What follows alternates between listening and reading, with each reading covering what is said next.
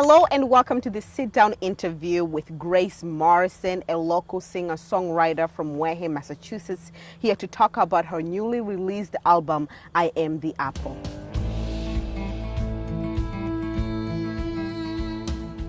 Hello, Grace. Hello. How are you? Wonderful. How are you? Very well, thanks. You look beautiful. Thank you. So, I'm thinking let's begin with getting to know you. Sure. You grew up in Wareham, right? Tell me about your life, your upbringing.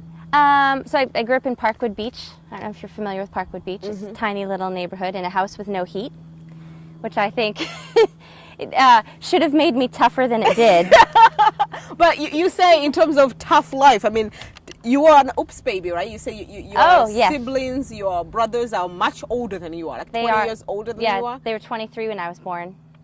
Okay, so tell me the story behind that. Well, so I think my mom was under the impression she could have no more kids. Okay. And she wasn't feeling good for a little while. Okay. And my dad said, maybe you're pregnant. She said, I am absolutely not. And here I am. Surprise! Now, they did warn your mom that there could possibly be some implications with her pregnancy, right? Yeah, so I think back then they had just started noticing the correlation between older moms and Down syndrome. So they were suggesting that she abort. Oh, but she didn't. But she didn't. So you were fighting from day one. That's right. I am so tough.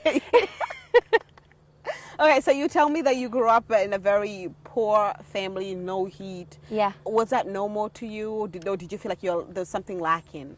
No, I didn't. That was just what I knew. Okay. And my parents made sure that I always had new clothes for school, and no matter what it took, I had braces. I mean, people helped my family, but I didn't know that. Okay. I had all the things I needed, and we just didn't have any heat. Wow. And I knew I couldn't get a computer. I knew bigger things like that. But in general, I wasn't. You didn't feel deprived in any way? No. All right. Very good. Yeah. Now then, years later, you end up finding music. So tell me how you ended up falling in love with music. Yeah, I mean, I started playing because I was so shy. Like, I would follow my mother around behind her and put my head under her shirt.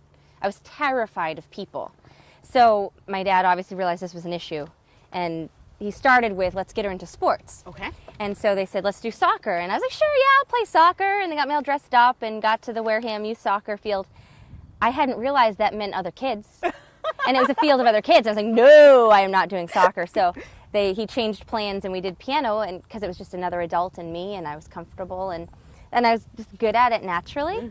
But falling in love with it really wasn't until I saw the band Hanson, because they were kids that were playing instruments and writing songs, and I said, well, I can do that. And I said, okay, I'm going to do that. And I went home and I wrote a song. And what was your first song? I think it was something about a bluebird. Okay. Yeah. Do you remember how it went? No.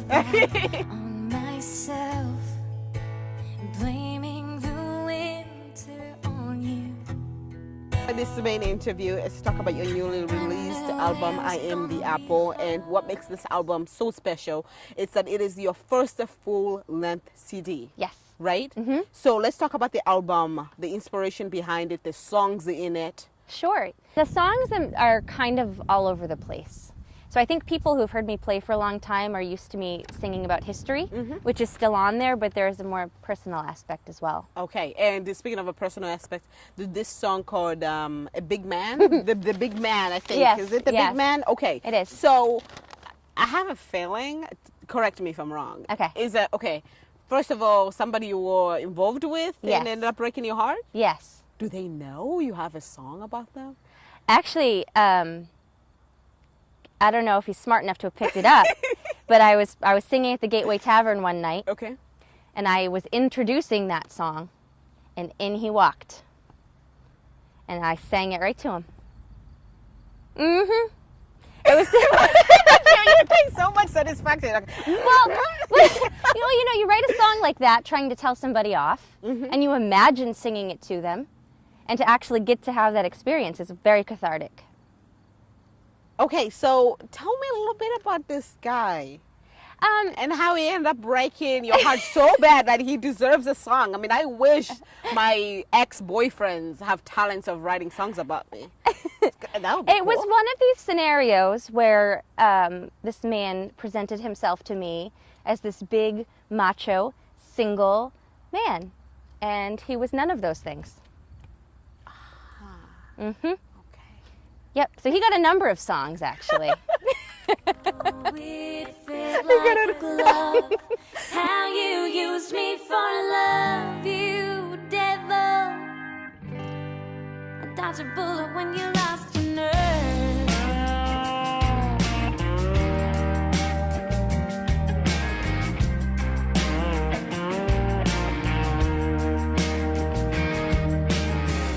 I'm better than a midnight ride.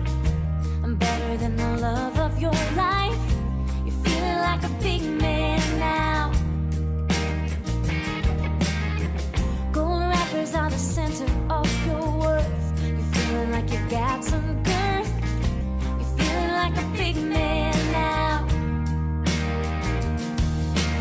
Oh, it fit like a glove. How you used me for love, you devil. I dodged a bullet when you lost your nerve. And you have the song I Am the Apple, which of course is also the title of your album. Let's talk about that song. What does it mean? Yeah. So that song is actually about the same guy. Okay, wow. And honestly, I was trying to be kind of a tough guy. And the biggest threat I could come up with there was, well, if you were standing underneath an apple tree and I was the apple, I would fall on your head. Okay. But the idea, I titled the album that because it's a pretty versatile image, because you've got like the apple of my eye. Okay. And New York is the big apple. But it could also be like a rotten apple. So it's, and you see it all throughout history. I mean, think about the Adam and Eve story. Yes. And it's everywhere. So it could mean anything. And you also you did a song about, I think, Bring Johnny Home? Yes, Okay, was that your uncle? it was. Okay, tell us Yeah. a little bit about that. Sure. So my uncle was a lifelong Wareham resident as well. And growing up, I didn't really get to interact with him much because he struggled with addiction for his whole life. But when my mom used to tell me, oh, he went to the war, but when he came back, he was a whole different person. And so a couple of years ago, he was dying, and I started going to visit him, and he told me his story. And I guess what happened, he was like 16 years old, and he got into some trouble. And the judge said, well, you can go to jail or join the Marine Corps. And so a 16-year-old kid, it was pretty clear he was joining the Marine Corps, and he wound up in Vietnam. And, you know, he said he came home and he kissed the ground when he got here, but he never really felt like he came home. I mean, the greeting our soldiers got when they came home from Vietnam was not pleasant. Yes. And so, you know, in getting to know him at the end of his life, we were looking at pictures together and talking about his experiences. And some of the pictures I saw, I can't get out of my head. And I was thinking, you know, if just these old pictures affect me so much, imagine the people who had to live through it, what they live with. And to me, it explained his addiction. And I think that a lot of our soldiers struggle with that. And it's still kind of taboo to talk about emotional health. It's not, it seems weak to a lot of people to admit that they have these issues. So I wanted to kind of highlight that.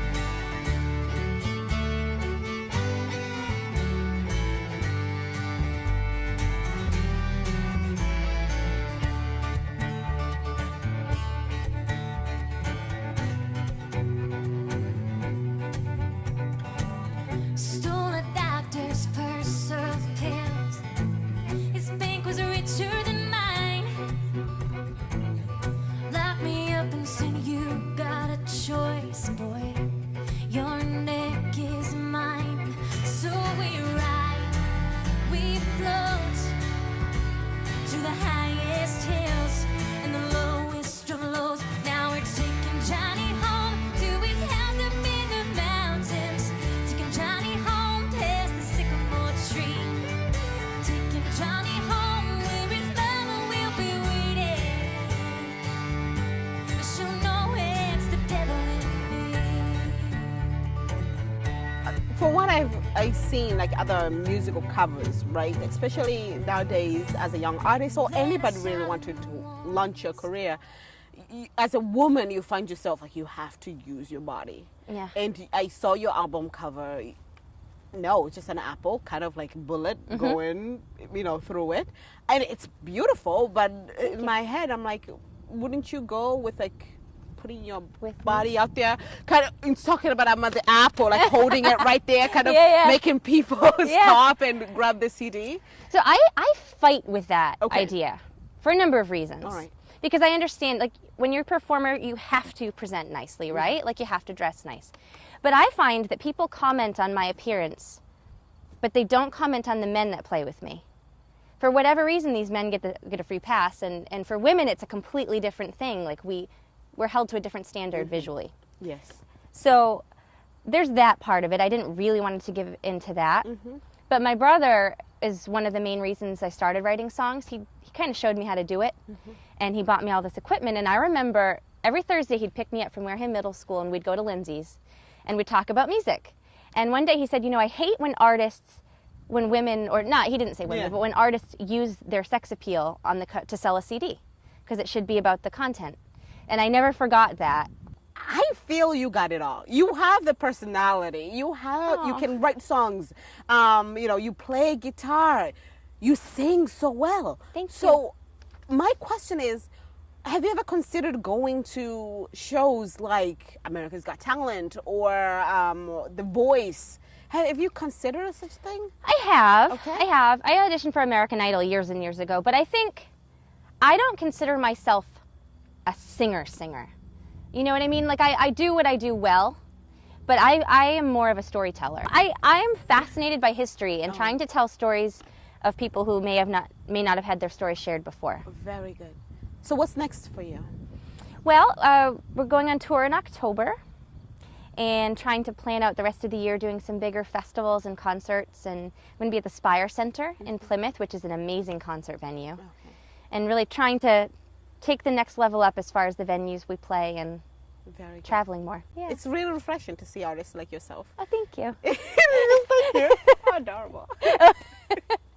Well, thank you so much for sitting down with me to talk about your music, your new album. Thank you. I'll go ahead and listen to more of it. Thank you. And for our viewers, for those who are interested in seeing Grace Morrison live, your next concert is going to be on September 16th, right? I have Saturday? September 16th at the Big E. Yes. September 17th, I'll be in Connecticut. But the one I would really love to get people to is November 10th at the Spire Center in Plymouth, Massachusetts. It's a beautiful venue. So to get more information about Grace Morrison, please visit her website, gracemorrison.com. Yes. Right?